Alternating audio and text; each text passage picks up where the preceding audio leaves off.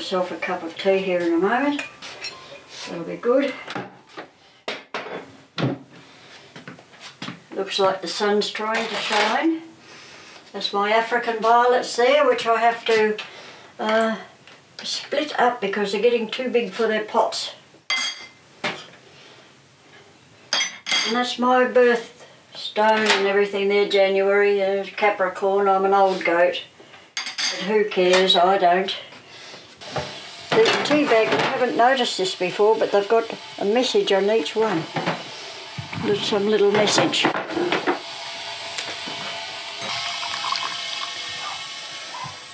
Good, that's lovely. I love my morning cup of tea. I recycle my tea bags because I don't have very strong tea and it's a shame to throw it out and waste it. So I'll put the curtain up and then I have a look at my lovely wattle tree out the front. That's it. Put that over there. And then I go over this side and I do one over here and then I let all the sunshine into my room. And there's my neighbour going past, Noel, with his little white dog. My trip to Lesotho is the most remarkable thing that I have done in my life, especially at my age, because I thought I had missed out because I'd known Seppo, who I sponsored when he was 4. I've known him for over 10 years now, and he's become part of my family with my children, Peter, Diane, Marie and Robert. It really was a case of looking at all these little photos of all these little children, but this little boy on the 3rd row and the 3rd photo in from the left jumped up at me, and I thought to myself, yes, why not? I earn my own money, I work hard, surely I can help support a young boy in Lesotho, and I had not ever heard of the country before, and a lot of people today, when I speak about Lesotho, some of the ladies yesterday at the meeting, where is it? Never heard of it. And I found the people very, very friendly, warm. They don't have very much, but what they do have to give you is love. And in return, you can't help but love them, especially the little children. They are so gorgeous.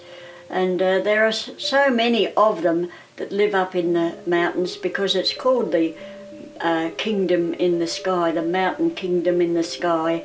And there are so many small children living up there in very poor circumstances who do need help. Don't try to hide it.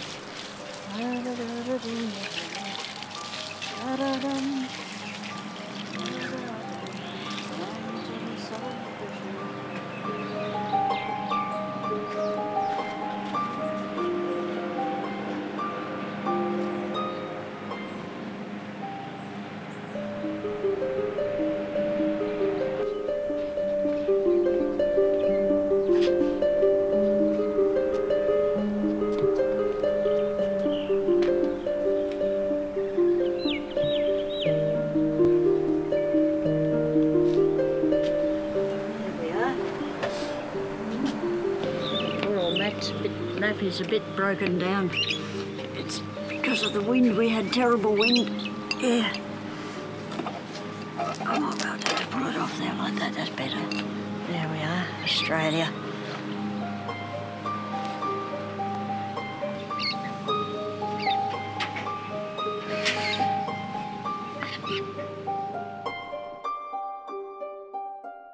My trip to Lesotho was because I promised myself that I would one day meet Seppo. He's 17 now, and my family thought it was a bit much for me to do at my age. I am knocking on the door of 79. I should have done it years ago, but the opportunity didn't come up because I was nursing and saving my money toward this trip. But when we got to where Seppo lives, which World Vision went out of their way to find him for me, I walked into this round tank-shaped building made out of stones gathered from around the area, stuck together with mud, water, grass and donkey poop, and that is the walls of the tank-shaped building. And the World Vision lady said to me, would you like to meet Seppo's mother? And I said, yes, I would, please. And she showed me into one of the tank-like buildings.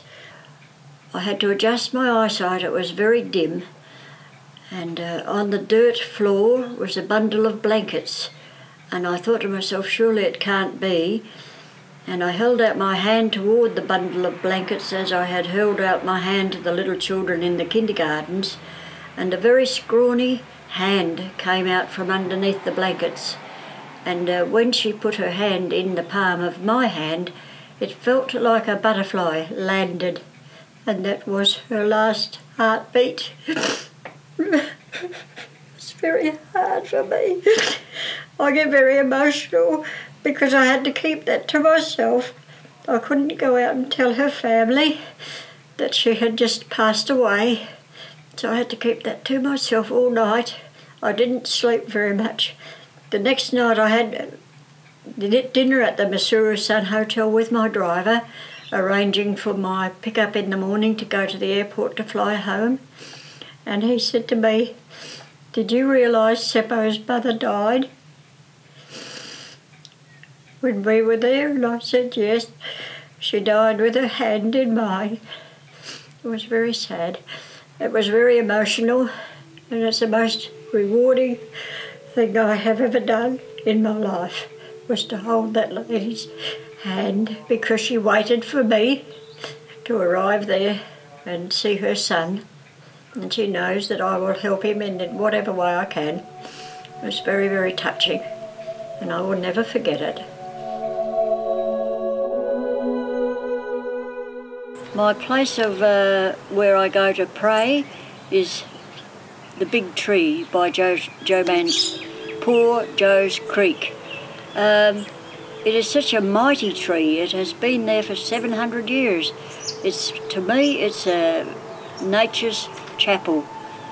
My mother's words come back to me, straightforward and to the point. Whichever road you take in life, you're liable to get burnt. And it goes on from there. And it's true. We all have to have sometimes up, but then we have sometimes down. But like the hands on a clock, when it goes down and it gets to the bottom, it's only got one place to go, and that's up. And that's life, I think.